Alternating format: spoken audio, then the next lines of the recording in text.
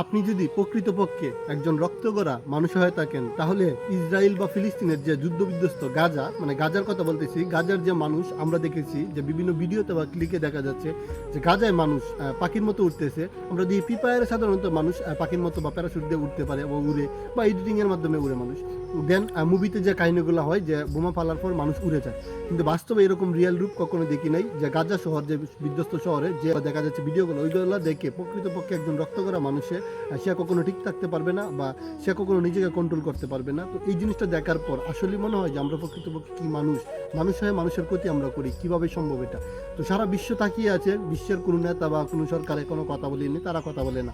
But আমরা নিজেদের দিক থেকে নিজেরা সর্বোচ্চটা চেষ্টা করি যেন তাদের পাশে দাঁড়াতে পারি। তো আমরা যে কি মানে যেটা করতেছি, আমরা সবসময় চেষ্টা করবো যেন মানে সিলেটের একটা ঘটনার কথা বলি, যে সিলেটে ভাঙচুর করা হয়েছে বাটার শোরুমের। দেন বিষয়টা হচ্ছে এই যে অনেকে বলতেছে বয়কট করার জন্য, বাট বয়কট করলে কী হবে, তারা নিজেরাই গুটিয়ে যাবে। আপনি দোকানদার, আমি যদি মাল না কিনি, আপনার দোকান এমনি ছেড়ে চলে যাবেন। বাট লুটপাট করে এনে জিনিসগুলো তো দিন শেষে আমরা ব্যবহার করবো, তাই না?